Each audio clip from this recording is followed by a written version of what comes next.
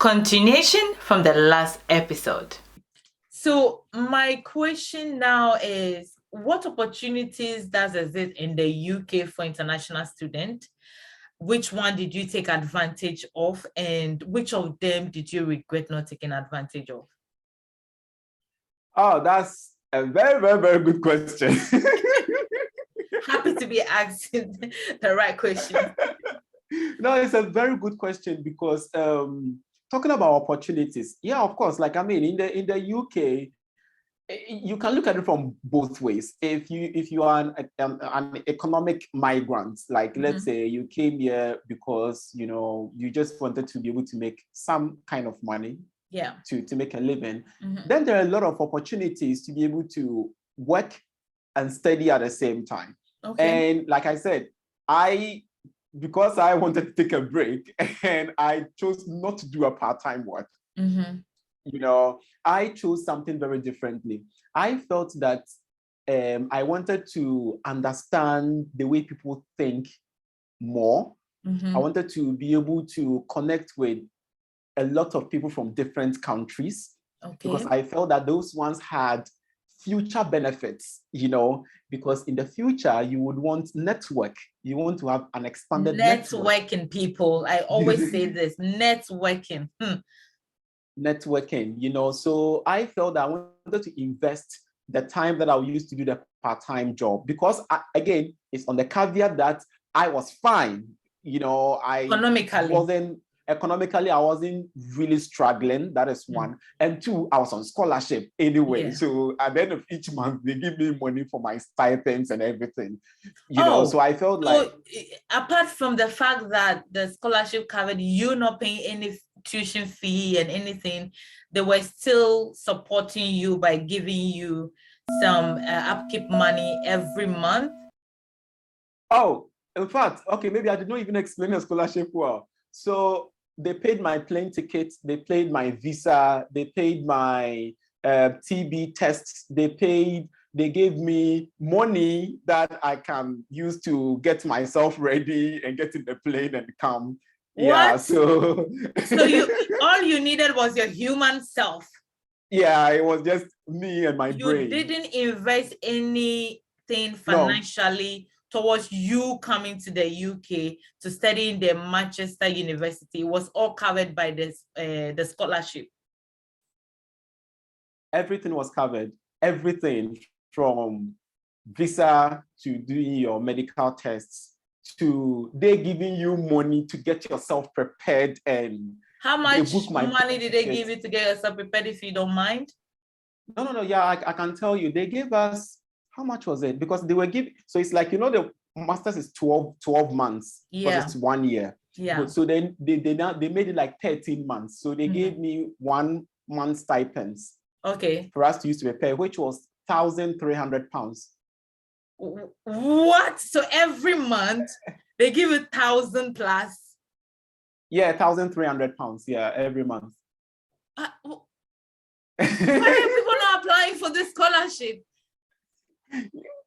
Well, it's very competitive, so every month. And this is a young man saying he wasn't even good at school. He came out second class. Oh my God. 1,000 plus pounds? Because that's almost like a salary. Yeah, £1,300. Yeah. Yeah. That's what I gain now as a developer. I mean, I'm a junior developer starting my profession. That's what I get monthly after I pay my taxes. That's what I bring home. Yeah. Why I'm not a student? Wow. Well, but I think that it's about, you work for it. Like, I usually see that I worked for that. I worked for that did. Because the master's program, the requirements to even apply, let alone to be selected, is different from somebody who is just applying and wanting to pay their own tuition fee. Because it was a full scholarship, the first needed was you should have had a first class. You should have had a first class in your bachelor's degree. A very good first class. And you had that in GIMPA? In Gimpa, yeah, I had Wait. like an extremely good first. Like my GPA was very, very high. I had a 3.8, I think 3.85 over 4. Like, yeah, that was Wow, that's high. Yeah. So, but then aside that, I had my working experience, which was I worked for 8 years, Wow. So, and again, your personal statement, like what is your personal, because they were more interested in people who can make good use of the masters to make a social impact. So they're looking at what exactly do you want to achieve that the master's program in Manchester can actually help or facilitate you to be able to achieve that. Good. This is why everyone's story or process is going to be different. It's different. What I tell them all the time, it depends on individuality. Of course, there are certain basic factors that will contribute to the result you get, but then it's individuality in so many ways. So wow, I'm still eyeing like how much you are being supported with every month. All right. I think the information I had was that ours was actually the highest in the UK. Because those who are on Chevening, they were giving £1,100 every month. But we were giving it's a lot of money as a student. You're sharing an apartment. Oh my God, it's a lot of money. Well, we're using part to pay our apartment, which was expensive. To pay for your what? So you use part of it to pay for where you sleep, your accommodation, your apartment and all of that. Yeah, UK is very expensive, really. But very, very expensive. Yeah. But you can't compare it to Ghana. Ghana is so expensive. Yeah, I agree. Tell us more about the opportunity again. You focus more on creating network. Yes. So because of that, I used the time to bond more with my course mates because they are I had the opportunity of being in a class where 21 of us were coming from 17 different countries. And so, and then they are all working in the Ministry of Trade and, the big organizations in their countries. Yeah. And so it was good to spend time with most of them. And I felt that was an investment that I was doing, So, yeah, so I spent a lot of time on that. So that was one of the opportunities. Second one was the leadership opportunity. Imagine a very important one. Exactly. And, the opportunities in there was that first, you are line managing a chief executive officer. So that's a big thing. You are running an organization with over 300 staff. That is a big thing. You have businesses. You are held to account. 300 international people in a different country. Oh, yeah, and then you're supposed to provide services for, exactly, we are providing services for 40,000 students who come from 160 different countries. Excuse me? Yeah, our students come from 160 different countries. So, and these are, so imagine everybody's thought process is different, everybody's needs are different, and it's your job plus your other elected officers to find a way of satisfying all their needs. And so those were some of the opportunities. The other opportunity that was even much bigger is that you tend to now sit on the board of governors at the university level. So you become a non-executive director of the University of Manchester. You become a governor on the board of governors, where you those are the position you occupy.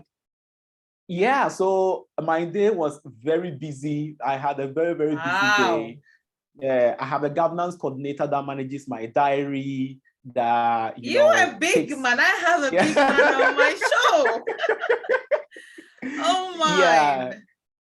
Yeah, they take your voice very seriously, and so for example, when anything happens in Manchester, who is the first person BBC would want to talk to? The General Secretary of the University of Manchester. So yeah, you were on BBC. Were you?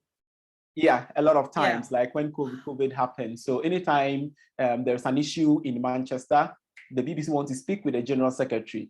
When they are having national policy discussions around education, for example, they would want the student unions to have a representation there. So I have delivered like quite a good amount of papers at the Westminster Higher Education Forum, for example, where we meet with the higher education stakeholders, the government, and then we present our policy advice as to the changes that we would expect to see the higher education in the UK Yeah. and all that. Yeah, so we get called, you get called to a lot of high-level stakeholder meetings. So it's like you have a very, how do you call, like a very busy calendar for the day. So you are learning how to influence, how to negotiate, how to present to different people with different interests. You have all that. And one last thing that I wanted to add also is that you have an opportunity of being handled the way a president of a country is handled. And so we have a Senate, which is like the parliament of every country, where every month I have to go and present my report as the general secretary. What have I done within the month? Yeah, what have I done within the month? And then the representatives will question me, they'll hold me to account. And then we have the student media that will be there to report on what the general secretary reported. I have to give the State of the Union's address, like the way we do the State of the Nation's address. I have to give my State of the Union address. Yeah, how are we managing our businesses? How much returns are we making? And everything. So you see, I have to give an account on how I'm managing the student union as an organization. I have to give account on how I am representing students as the elected officer. I have to give an account as to how I'm being the good mouthpiece in other, external programs like the stakeholder consultation, and you have the community groups coming to you. Your students are saying that this area is doing this, like we're not happy with that. We need you to do something. Then you have to find ways of fixing that. Wow. So this opportunity and this role does prepare you for a bigger role in the future. I mean, correct me if I'm wrong, I would say even as high as a president of a country, this role does prepare you for that. No, absolutely, because you are, like I was saying, you are dealing with different aspects. So my work, I would say that my work was in fourfold. So I was doing 4 jobs at the same time.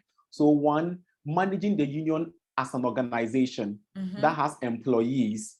So we have employed the chief executive officer, we have finance directors and all that. So you always have to, be in touch with them, making sure that things are managed. Mimi, you have been like, a chief executive also of a company before. And like the way you are managing your employees to make sure things are done right. You are drawing your annual strategic plans. I was the chair of the trustee board of the university, the student union as well. So making sure all board papers, like we are setting our plans, we are monitoring, that we are achieving our plans and stuff like that. So you are doing all that. So that one aside, you are also part of the university's board of governance. So you are doing the exact same thing, but at the bigger university level. You now have the university board committees. So I was sitting also on the high level board committees. One of them we call the PRC, that's the resource allocation committee. So what happens is that we decide how the university's money should be used. Which department should be allocated to. Which strategic plan are we agreeing to and all that. So you have universities committees that I attend the meetings at, the unions board committees and everything that I'm doing. I have to still represent the students having issues. So students will come in and inform you that, okay, I was trying to register for this module, for example, and they did not accept me. And you will be like, okay, no, the students should be able to register for any module that they want, So I'll have to go to the school and meet the head of department of the school. You have to go personally, or you have to delegate someone on your behalf? Yeah, so most times, some of them you want to go and do it, some of them you delegate to your other officers. So we had education officers and all that. I have my one-on-one meetings with the vice chancellor every month. So there are key stakeholders that I have meetings with. So sometimes when emergency comes in, for example, I will directly just pick a phone and call the head of department, or, and say that I would like to have a meeting with you to discuss this particular issue, because some students are trying to register for a module that they are passionate about, but they can't. And I think that as a university, we should give students the chance to be able to register for the modules that they want. And then if you think that that module is not going to be available for the students, you should have notified them when they were applying. So this is me doing negotiation. So I have to state all my arguments. and tell them that, yeah, we are actually going to fix this issue, because somebody will tell you that, no, you see, we don't have a lot of resources, the buildings are not enough. I'll be like, well, that is not my problem. That's not the student's problem. Yeah. And then we are going to fix that. So these are the kind of fights I engage in every single day. Yeah. Just to get things changed, to make students' life more comfortable. Wow. So much opportunities there for you. Yeah. But then I think another opportunity I wanted to say also, sorry for cutting in. No, it's okay. So now please. we've talked about the networking part. We've talked about the leadership opportunities part. I think the third one has to do with entrepreneurship. So, most times international students, we are more focused on, we want to find a job. Of course, I am also guilty of that. We're all searching for job. So it's part of the things that I think I didn't take advantage of earlier on, that, like you asked the question, I regret I didn't, but I'm still exploring that. So the entrepreneurship. So we have Thank you for watching this video up to this point. Stay tuned for the next episode.